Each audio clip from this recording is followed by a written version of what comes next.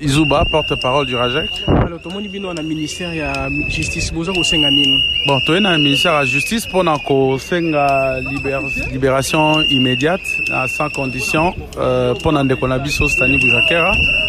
Au biso tozo reproché na elo roté, que ce soit sur le plan professionnel, que ce soit sur le plan légal. Donc, asali à ta faute moroté. Donc, toza ko estimer que l'arrestation na eza arbitraire et illégale. Il faut donc bâtir cahier libre. Toi pas ministre de la justice, parce que le ministre de la justice yende a représenté justice à l'État congolais, comme c'est l'État de Afundi Boujakera. Toi pour na koti qu'il a un mémorandum na biso ba journaliste la famille professionnelle de Boujakera pour na kosenga oh na lobby bien libération immédiate et sans condition à journaliste de Boujakera.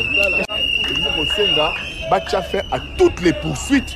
Oyo bazui ba latissier pour que noyer azali motoyo azoko violer mibeko mais sur le plan professionnel biso ba pandisango tomoni mabe oyo ndeko Stani Boujakera a salité pour que lelo a se retrouver na makala pour na chita mi place à journaliste ezali na bolo côté ezali na parqueté place ya journaliste na rédaction na e yango to pesa message na ba responsable na biso ministère de la justice babi vice ministre juste azali ceux qui ont eu accès à l'état mieux, ils ont dépêché conseil na moko soka bimi to pesi mémo na biso o ezo ko dénoncer réellement arrestation ya Nelson Stani Boujakera.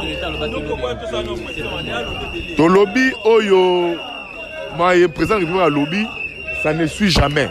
Il faut tous vivre réalité sur terrain na mayo etali mosala ya ba journaliste. Toza ko senga libération nae parce que bakandi na likambo ya salité makambo ba accusé eza motif o ba yotia mutu na présenté ba lobi que Jeune Afrique est publié article moko oyo eza faux alors que article eza publié par Staniste par Jeune Afrique même Jeune Afrique bango mo ba lobi biso mutu publié article mais pour la base service de sécurité zaka Kastani on te montre ya acharnement mutu bato ayi biso mutu kombi le zaka Kastani c'est la bidanga été même article eza en ligne ils ont la combo estanité mais bon on va cramer Kastani ba eko de ipekin a parquet c'est quoi za na makala donc ko baté di Camboni za na simana le ko la biso ba confrère ba journaliste to bi non il faut soutenir notre frère comme le reconnaît la loi d'être solidaire avec les confrères en cas des intimidations comme Isalo